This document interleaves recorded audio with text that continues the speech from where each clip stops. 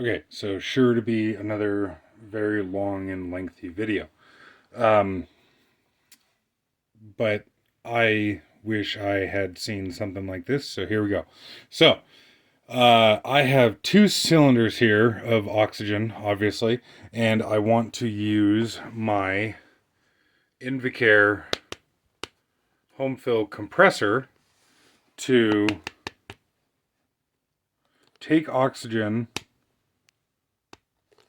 from this cylinder and put it into this cylinder.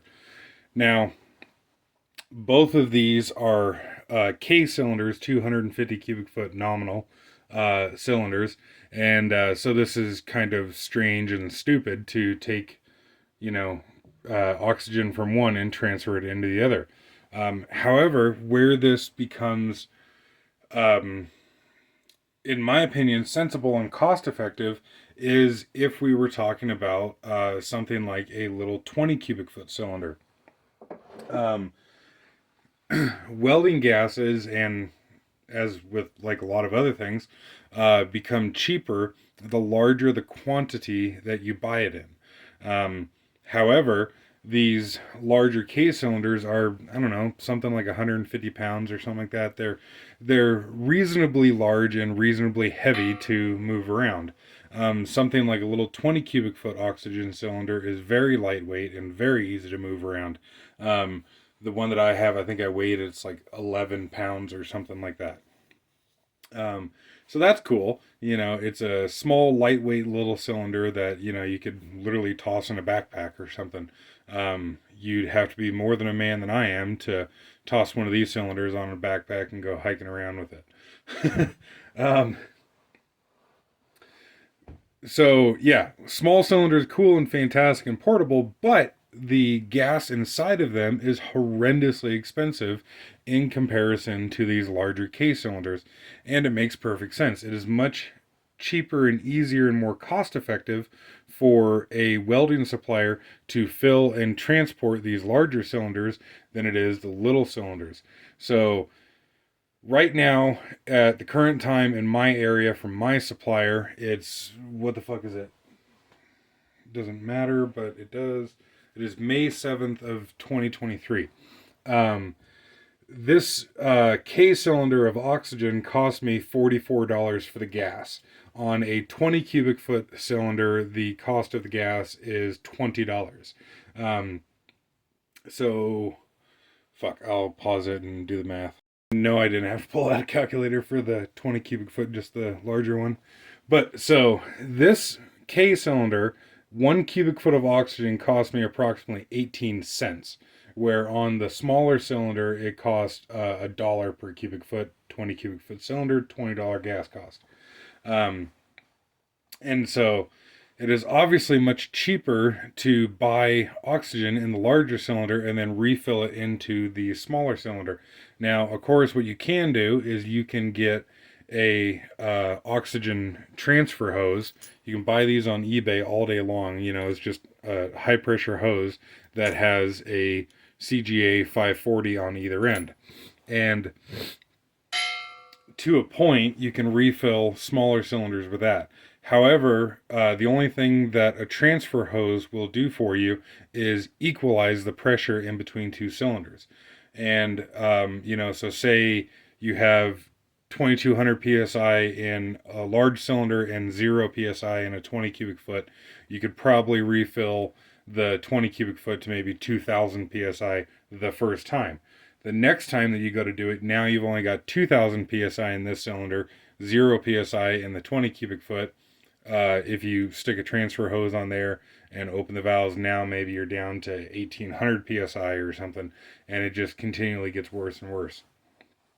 Um, so if you know, there's lots of videos out there of people using what's known as the cascade system to fill smaller cylinders, where essentially what you would do is you would take several large cylinders and incrementally fill a smaller cylinder off of it, and that can get you to a reasonably high pressure. However, you end up wasting a lot of gas because you can never quite run the large cylinders down to 0 psi. So, say you cascade fill and you swap out your lowest large cylinder at like 500 psi. Well, that's on one hand, if you do enough of it, it's kind of still cost effective because it's still cheaper to effectively, waste that 500 psi in a large cylinder than it is to swap out many dozens, if not hundreds, of the small 20 cubic foot cylinders. But that's not what I wanted to do, and I don't want to be wasteful like that either.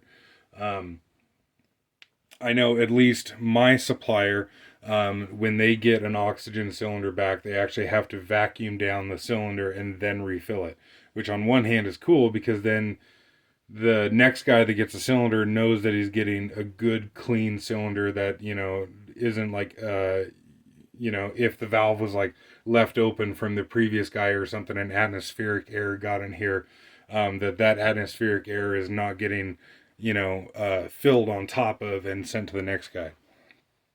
On the other hand, it's very wasteful if somebody turns in 1,000 psi in a cylinder while they dump 1,000 psi of oxygen, vacuum it down, refill it. Like I said, gonna be a long video. So what I wanted to do was I wanted to take gas out of one cylinder. I didn't want to have to have a cascade system. I wanted to take gas out of one cylinder and pressurize it using my oxygen compressor into the cylinder that I'm transferring into.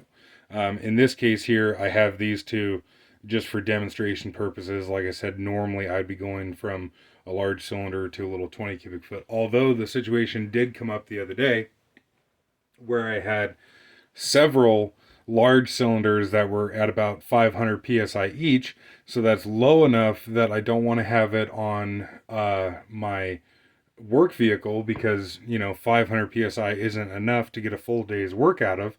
But I didn't want to turn them in because there was still good oxygen in the cylinder. And so that's where this regulator comes into play. So this regulator is a 2-stage Victor oxygen regulator. And it might be hard for it to come across on the video, but somebody had scribed into it, what is that, 525 of 1960 on the side of it. And so I just think it's cool. It's fucking, super sweet, bitchin' old 2-stage Victor regulator, and everything on it is the older logo with a large T on it. And I actually kind of stole some parts from some other incomplete regulators that I have to make sure that the fittings on here were all period correct. And so like the nut on here is also the older Victor logo and what have you. But obviously some of these things are brand new. So I actually bought this thing with these two gauges on it. I have no idea why. Somebody had a low pressure. I would assume this was originally on a acetylene cylinder. I have no idea why somebody had it on this regulator here, but they did.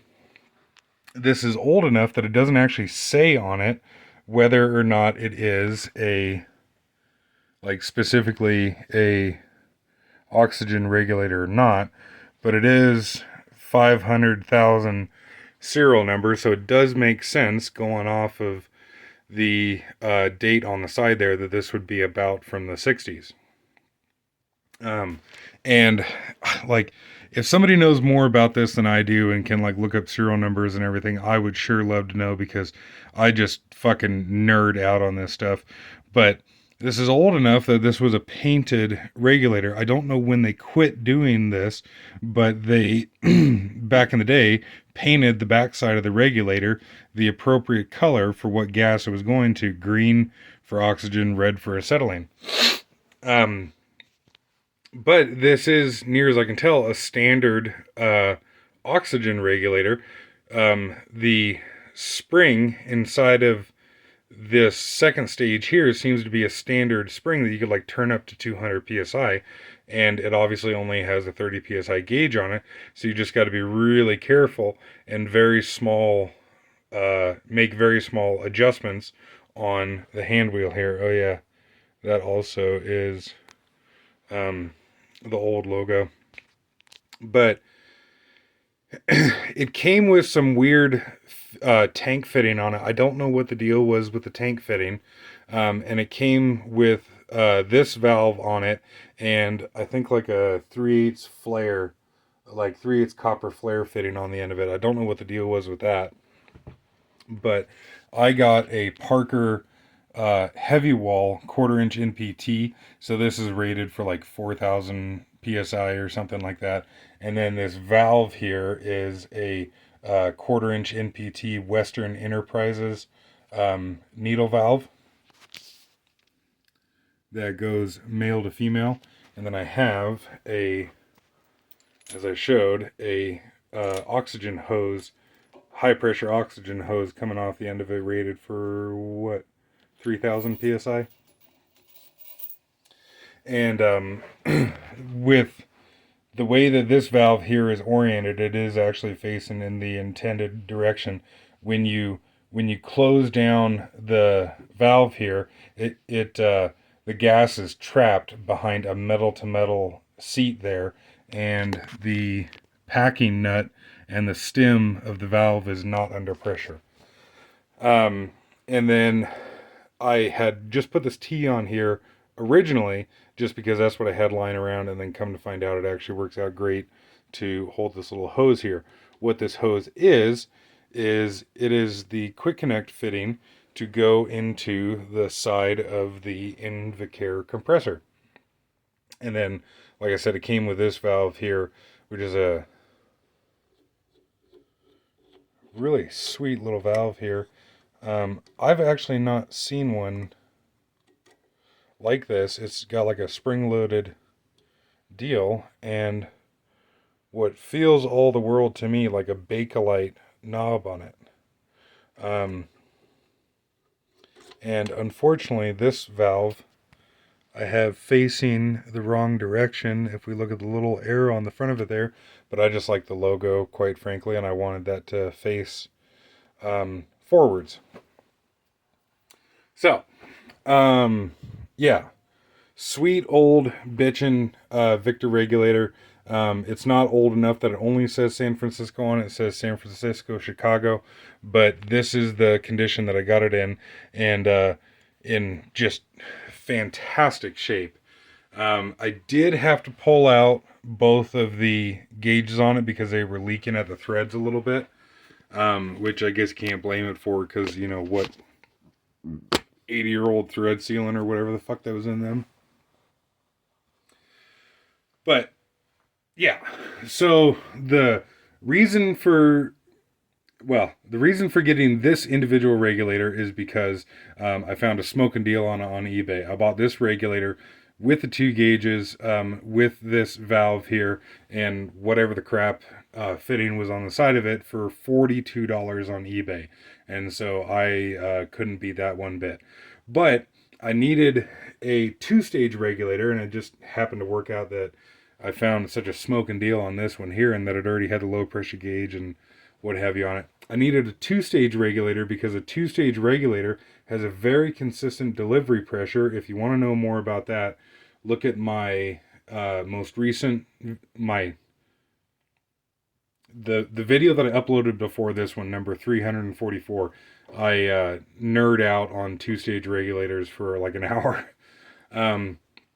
But I needed a 2-stage regulator for the very consistent delivery pressure, because the invacare compressor needs a very consistent delivery pressure to it to work. And so, yeah, reason for that. And I'll show why I have these valves on here in just a moment. But so I paid $42 for the regulator. I bought this hose here, this Coil EQ hose, off of eBay. I think I paid like $10 for it or something like that. You know, $10 for a brass fitting. This valve was like 30. The hose I actually already had, but the hose, was like $30, $40.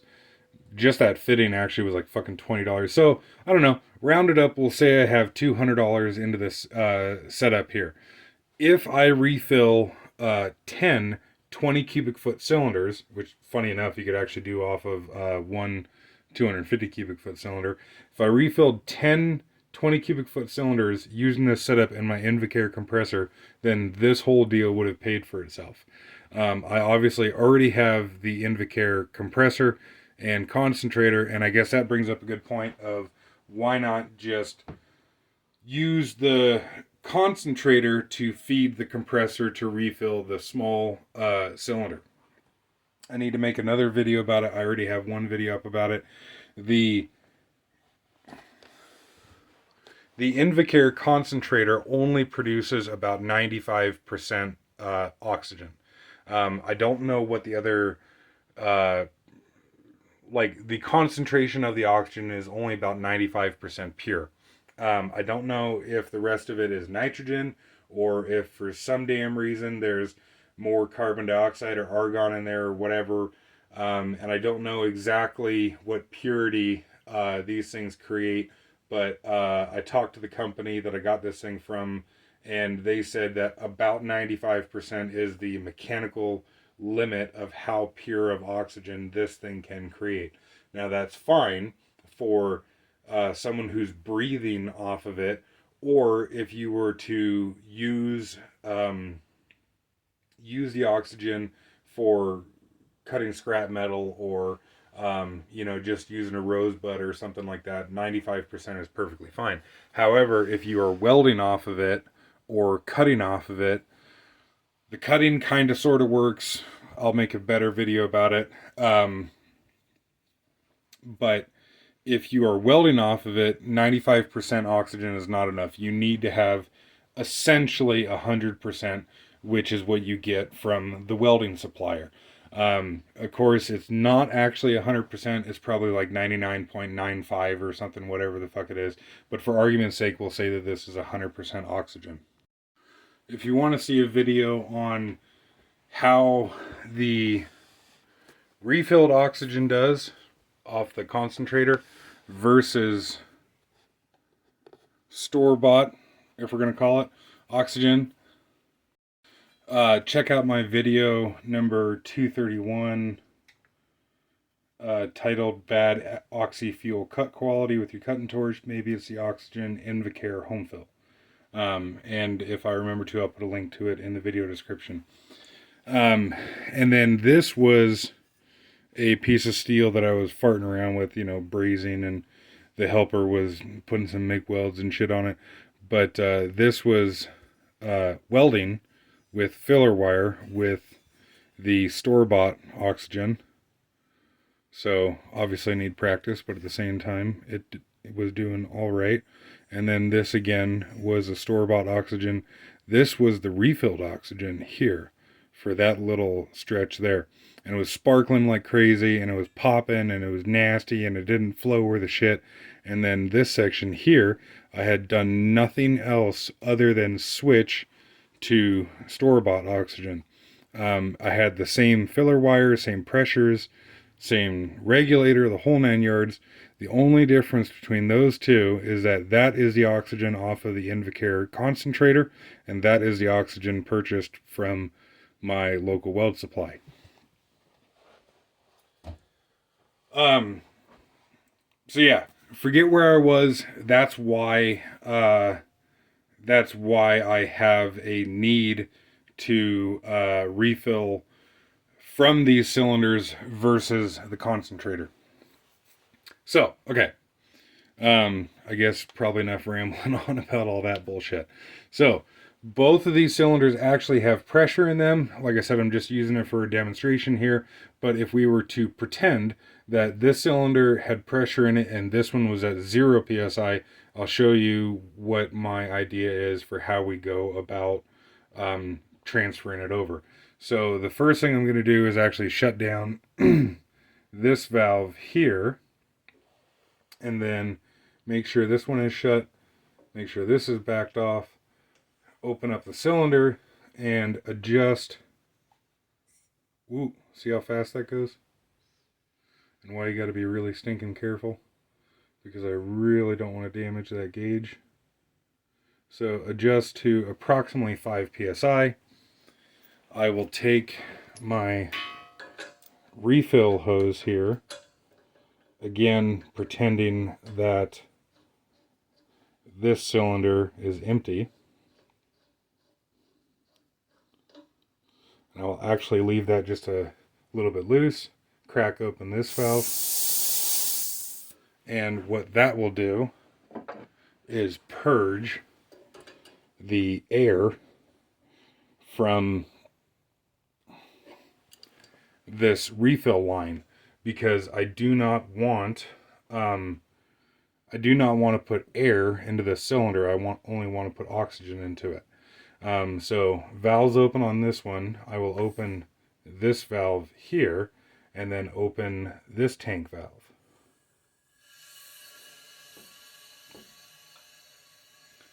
And you can hear them transferring. In this particular case, this cylinder was actually higher pressure than this one, so it actually went the other way. Like I said, just using it as a demonstration. So transfer them over, let them settle, and let the pressures equalize, and then shut down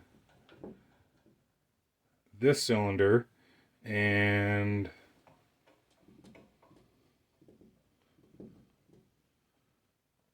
shut down that cylinder. And then if I open this valve, then I can bleed out the oxygen from this line and also purge the regulator itself and this hose here. I'll pause that because that's going to take a second. And so now that this is purged, I can disconnect the hose coming from the concentrator and connect this one. So now that line is connected to the compressor, and the line here is completely drained. So I can tighten down this valve here, and it doesn't have to be crazy, but it is a metal on metal seat, so you do have to, what I would call, snug it, not necessarily torque it down. We can remove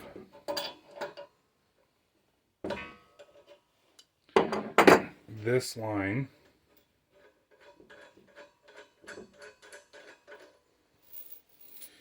and because I have the valve on there, that line can just hang.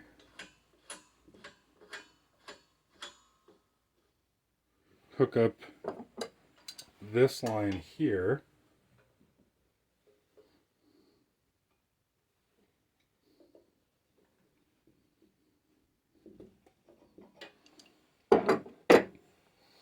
And actually open this bleeder.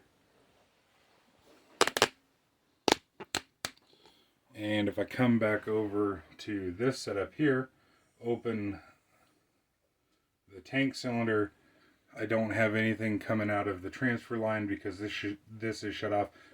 Forget if I mentioned this is a Western Enterprises valve here, rated for 3000 psi. The tank fitting that goes from the T to the cylinder here is also a Western Enterprises, and you can't buy them that short. And so what I did was I actually took the nipple, like the tank fitting nipple, and I bought a 1/4 inch NPT tap and cut off the end of the tank nipple and threaded it further down so that I could get all this shit closer together, because I didn't want this regulator sticking way off the end here. You know, there's already a bunch of junk hanging off of here. So that's how I got those so close together. Okay, so we have 5 psi being fed to the compressor.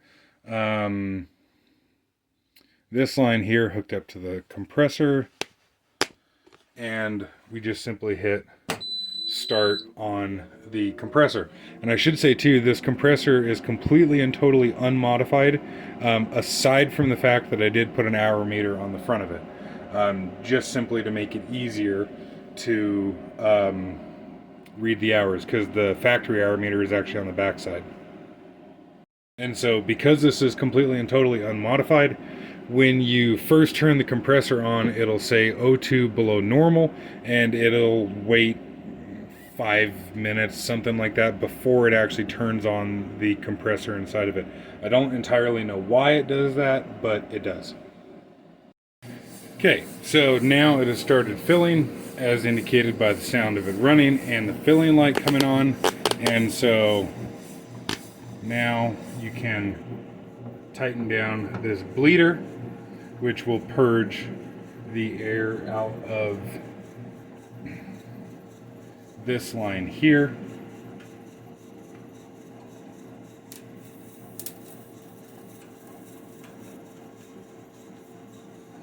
And then you can open up this valve and backseat it. It's probably not necessary to, go through that entire bleed process there. But with these valves, the way I have them set up, you can if you wanted to.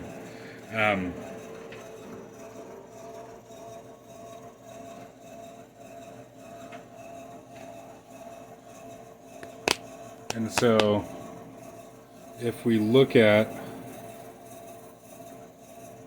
the delivery pressure gauge on here, you can see it fluctuating just a very little bit at right about 4 psi. I had it set just under 5 psi, and then of course as oxygen is consumed and given to the compressor, the pressure goes down a little bit. So why the two-stage regulator is so nice to have is that compressor, because it's unmodified and it has all of its little safety features and shit on it, it is very sensitive to having a very precise delivery pressure to it. So if we turn down the delivery pressure,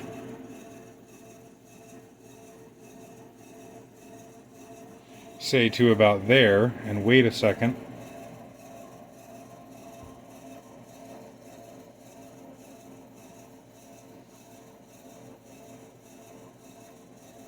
okay, I'll pause it and come back when it does it, and it's not doing it, so maybe we need to turn this down a little more, maybe about like so.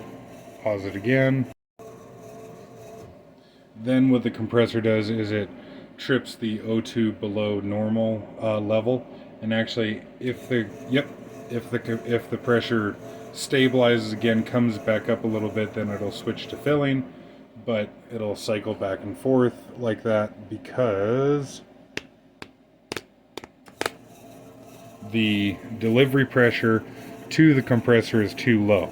And so if I turn it up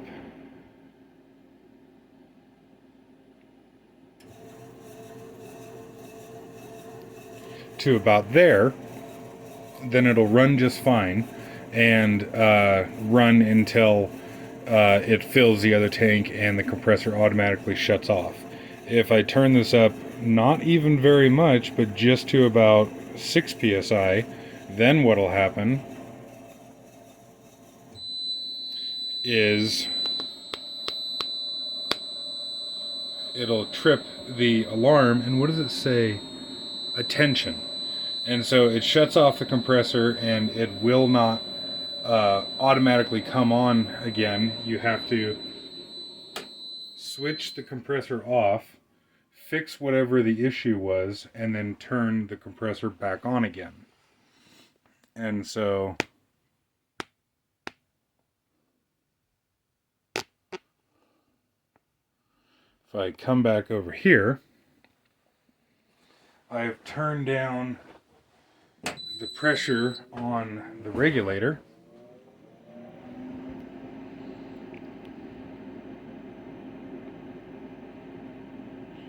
I'll actually turn it back up again to just under 5, like that. And because I had to power cycle the compressor, it's going to go through its normal 5-minute cycle of whatever the fuck it's doing.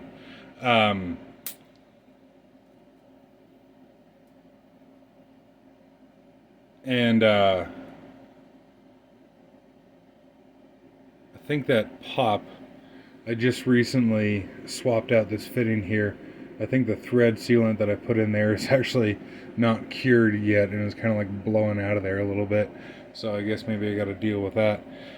But yeah, so the 2-stage regulator is necessary because this thing needs to see very stable pressure in order to fill a cylinder. But I'll let the compressor do its thing and come back when it's running again. And so yeah, there it is running away. And once it's all set up and what have you, then it'll just automatically run until the cylinder is full, and the compressor will automatically shut itself off. So yeah, that pop earlier, I think, was the thread sealant kind of pushing itself out of the threads. I've been farting around with a couple different types of thread sealant. I've always used Teflon tape in the past, and assuming that you buy good quality Teflon tape, I've had effectively 0 issues with Teflon tape. Actually, I guess you can see here they use Teflon tape on the cylinder there.